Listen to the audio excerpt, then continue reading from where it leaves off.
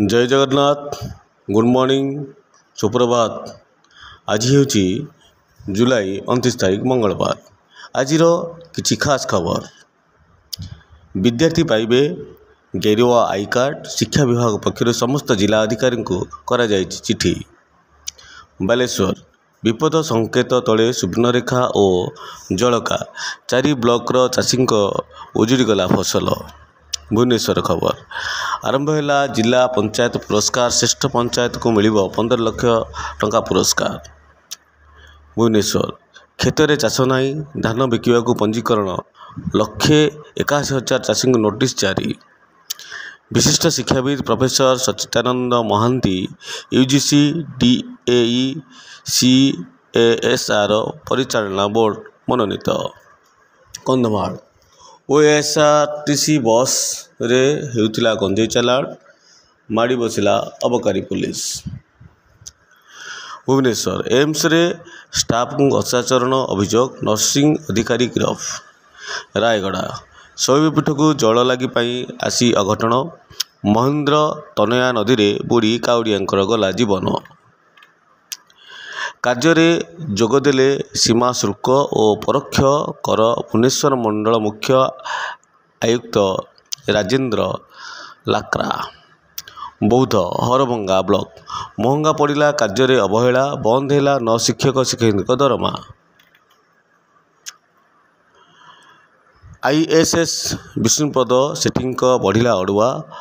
आगुआ जमीन आवेदन को खारज कले हाईकोर्ट। जे उदयगिरी रक्तमुखा दंता नेला पुणी एक बलद जीवन। वन विभाग कार्यालय घेरिले अंचलवासी। कटक खबर 77तम राज्य पुलिस भलीबॉल एवं बास्केटबॉल प्रतियोगिता कटक 6ठ बाटालियन टीम विजयी। 53 जन छात्री ट्रैफिक इवेंट कमिशनरेट पुलिस रे सामिल। ट्विन सिटी रे ट्रैफिक संभाଳିबे छात्र छात्री। कटक चलंता बाइक उपरे रील्स करवा पड़ा महंगा। एक्शन नेला परिवहन विभाग। गाड़ी मालिकों को 16,000 टंकार जोरिमाना। भुवनेश्वर गोपालपुर गणदुष्कर्म मामला रे चार्जसीट दाखल। 44 दिन में 574 पृष्ठार चार्जसीट दाखल कला क्राइम ब्रांच। बंगला पीड़िता घर आगे पुलिस मुतयन। सुरक्षा दृष्टि रखी निष्पत्ति।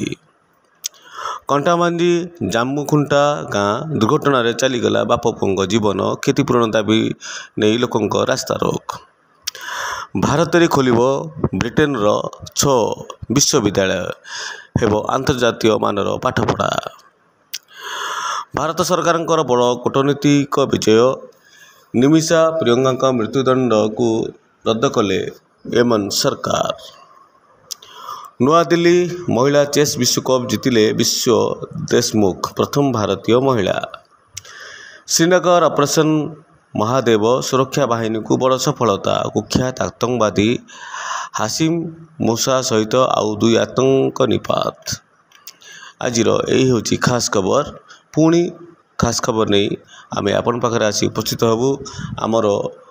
आम नुआगाँ 24 चैनल को आपण मानकर बहुत भल पाए देछिंदी एवं आमको सब्सक्राइब करंतु फॉलो करंतु। प्रतिदिन किछि खास खबर आमे आपण पाखरे उपस्थापन करछु। जय जगन्नाथ।